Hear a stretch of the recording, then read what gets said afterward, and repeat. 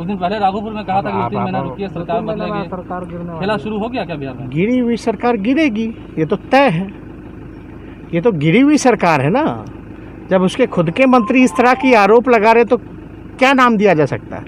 गिरी हुई सरकार का गिरना तय है। दिल्ली में आपने कुछ बयान दिया था जिसकी काफ़ी तेज चर्चा हो रही है। देखिए, शराबबंदी पर दिल्ली में नहीं, हम तो यहाँ भी बोलते हैं कि जो अभी क्रियान्वयन हो रहा है उसको लेकर के उसमें कहीं ना कहीं कमी है, जिसके चलते गरीब तबके के लोग जेल जा रहे हैं। सरकार को लेकर के आप लगातार कह रहे थे कि हाँ, देखिए, इस माने में हम नरेंद्र मोदी जी प्रधानमंत्री को धन्यवाद दे रहे हैं कि हमारा जो पत्र गया था उसमें 3 मुद्दा का जिक्र हमने किया था कि हम दशरथ मांझी पर्वत पुरुष को भारत रत्न देने के लिए और निजी क्षेत्रों का ये हो रहा है उसमें रिजर्वेशन के लिए और जुडिशरी में आरक्षण के लिए, ये 3 मुद्दों पर हम आपसे बात करना चाहते हैं। ये लिखा था। थैंक्स इसलिए देते हैं कि हमारे पत्र को मिलते ही उन्होंने एक कमेटी कंस्टिट्यूट कर दी। कमेटी के हेड गृह मंत्री अमित शाह जी और उसके बाद JP नड्डा साहब और फिर जो कौन यादव जी हैं,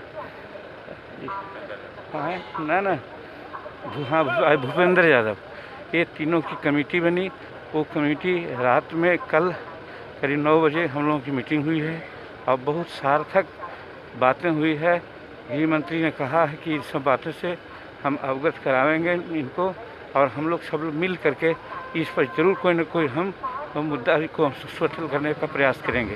ये बात हुई है। शराबबंदी पर दिल्ली में आपने कुछ बयान दिया था जिसकी काफ़ी तेज चर्चा हो रही है।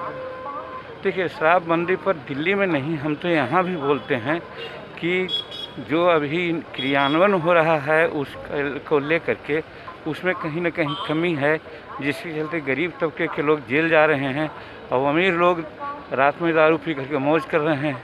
तो ये दुर्गनी बात नहीं होनी चाहिए। इसीलिए हम कहा कि आप इसकी एक समीक्षा कीजिए। वही बात दिल्ली में भी कहा है कि जो शराब नीति है उसमें कहीं ना कहीं सुधार लाने की ज़रूरत है। ऐसे शराबबंदी होनी चाहिए। हम एकदम उसके कायल हैं।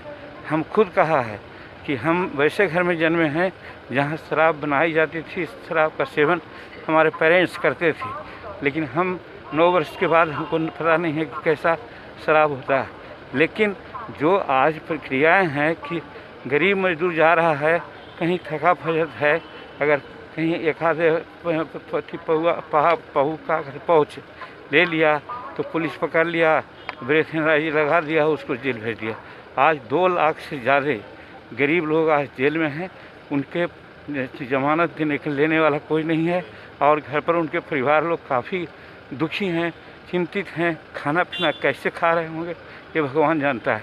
तो इसीलिए हम कहा है कि इस पर समीक्षा कीजिए और जो गरीबों पर केस हुआ है उस केस को गवर्नमेंट उठा ले, इस तरह की बात हम मांग करते हैं।